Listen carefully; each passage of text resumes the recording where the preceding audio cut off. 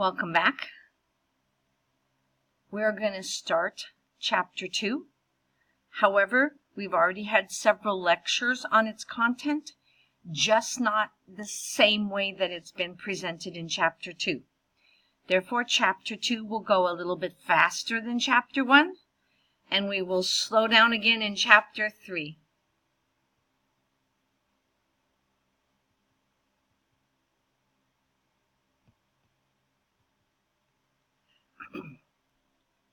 As we've already discussed, a graph is a two-tuple, with one of the tuples or dimensions edges and the other vertices. Vertices tend to be sort of scalar numbers, vertice 1, vertice 2, and the edges are themselves two tuples that connect two vertices.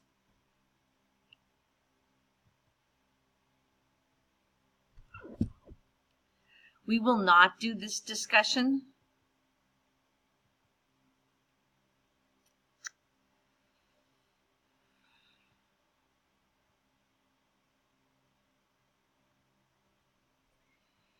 Indeed, in section 2.1, they are just trying to get you to see graphs like Euler did. Euler, when he first worked on the problem of the Königsberg bridges, thought it was a joke, and he did not think it was mathematics. Yet it became the foundation for an entire field of very rigorous mathematics that has been used to prove some very deep results. So these are our vertices, and these are our edges. So an edge can be directed. It can go from C to C. It can go from B to C. Or it can be undirected and just be the WX pair and go both ways. If there are no arrows, it's a two-way street. If there are arrows, it's a directional graph or directed graph. So you will recall the bridges of Königsberg. And the real thing is that this is a node, this is a node, and this is a connection between the node, and this is a connection between the node. So the task here is to learn how to change a problem into a graph, because once it's a graph, we have lots of theory. So you can see B and C has two connections. A and B has two connections. B and D has only one connection. C and D has only one connection, and A and D has only one connection.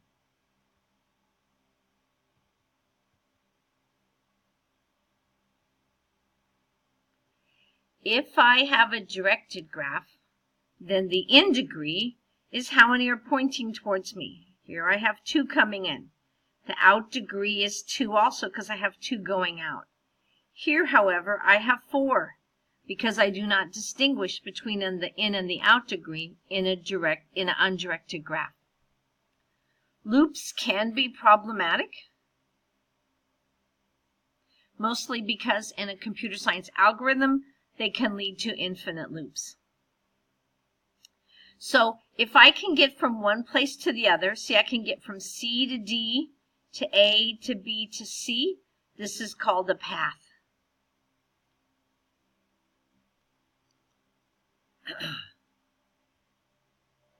This graph is completely connected. There is no point that's not connected to it. We will see graphs if pretend this one had no arrows and these were sitting together, that could also be a graph, but it would not be a connected graph because there would be 2 components or 2 subgraphs. Euler noticed that in any graph, the sum of the degrees of the vertices is twice the number of edges. Let's go back and look at what that means. This guy has an out degree from him, so that's 1. And this guy has an in degree from him, so that's 1. So with this one edge, we added 2 degrees. over here with this edge, W has one W has one incident, and V has one incident. So for one edge, we add 2. Every time we have an edge, we add 2 degrees.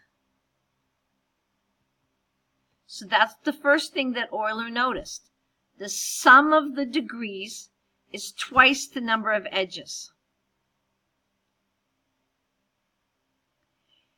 Now this is how we solve the problem. If a graph has more than 2 vertices of odd degree, it does not have the kind of path he was looking for. So let's see if we have 2 vertices or more than 2 vertices of odd degree. Make sure I didn't say that right. So this guy has degree 2. This guy has degree 3. That's 1 odd. This guy has degree 2. This guy has degree 2. This guy has degree 4. So this has just 1 odd. That means this graph has a nice path. Let's look at the bridges of Königsberg. This has degree 3. This has degree 3. And this has degree 3. And that's how Euler proved that the solution that they wanted for the city did not exist. This guy has degree 5. It's ugly.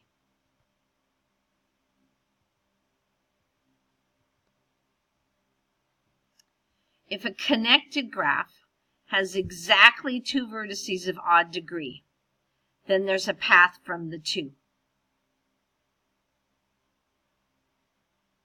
Not through the whole graph, but a path through the 2. If all the vertices of a connected graph have an even degree, then the graph has a nice circuit or path. The difference between a path and a circuit is just whether you're counting visits to a vertice or visits to an edge. Go back here. So, if I'm saying I want to go from B to D, I'm talking about the vertices. If I say I want to go along this edge to this edge, I'm talking about the edges. I can describe a pattern through the graph either way. Recall that Euler was trying to go over each bridge just once. So an Eulerian path includes each edge just once. So you couldn't go over here and back again. You wouldn't need to here. But here you might need to go over and then back again.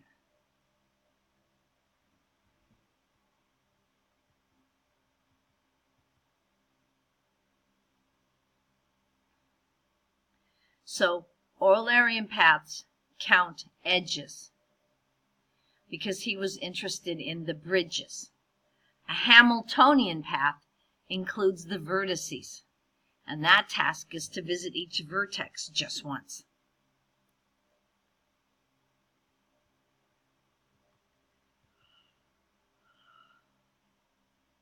Here's an example of something you might build a graph with. Suppose students are taking classes, physics and computer science, so you don't want to schedule them at the same time. And they're also taking physics and chemistry together, and calculus and chemistry, and calculus and physics, and calculus and computer science. I think you get the idea. I hope you understand how difficult it is to make a schedule for students. So you can build a graph, and you can say physics and chemistry can't be scheduled at the same time, and chemistry and calculus can't be scheduled at the same time. Here you can see that if you wanted to build a schedule, it would probably be a good idea to start with calculus first.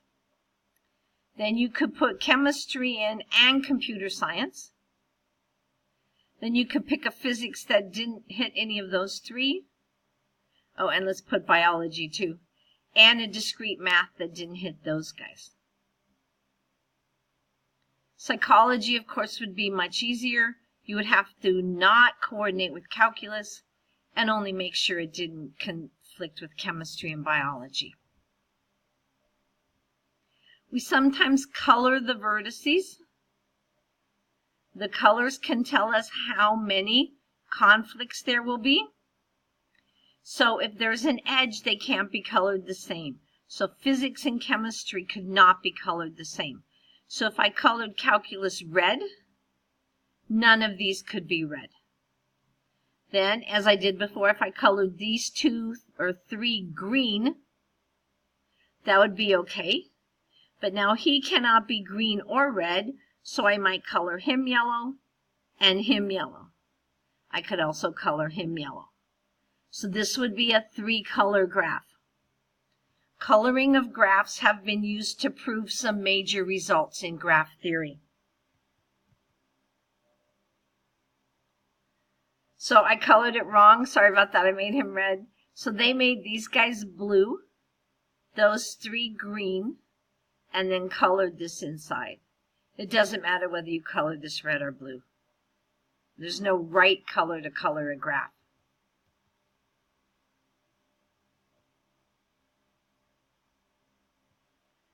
Sometimes you would like to make a graph between different cities, but there might be better paths between the different graphs. So here's a picture of a graph. I know it doesn't look like a graph. It's got Barstow, Eureka, Fresno, Los Angeles, Needles, San Diego. It's got both of the vertices on both sides because an edge joins 2 vertices. And then it says the edge between Fresno and Barstow is 245 miles long. The edge between Fresno and Eureka is 450 miles long. The edge between Los Angeles and Eureka is 645 miles long on a lot of back roads that will take you much longer than you think. So you could fill in this information. In fact, you've seen it on almost any map. Well, you guys might not have seen it because you might only have looked at your phone. But if you look at any random McNally map, you will see these kinds of tables. When you give a label to the edge, it's called a weighted graph. So if I weight the edges, I am building a weighted graph. A weighted graph is used, for example, in routing to see which computer to send your message through. Networks keep track of how long things are taking. And if something is going faster down one path than another, it will start switching that message to the faster path.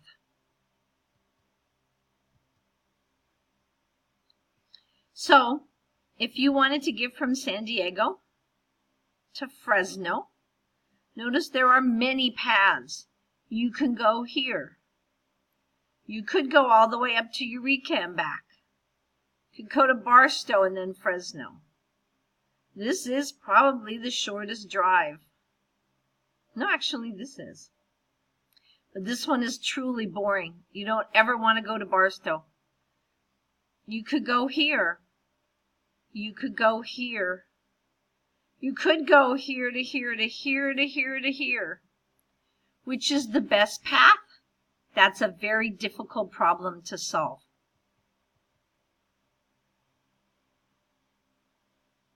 Graphs can be used to organize data as well.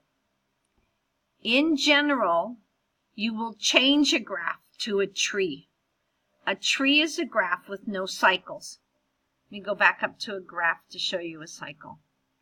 This right here is a cycle. This is a cycle. A more complex cycle. Anytime you start in one place and come all the way back to the next, it's a cycle. But this is harder to program than a tree. So you might choose one of these as a root, and then each of these would be children of that root. And then anything else you didn't pick up, which in this case is Eureka, would become a child of either F or L.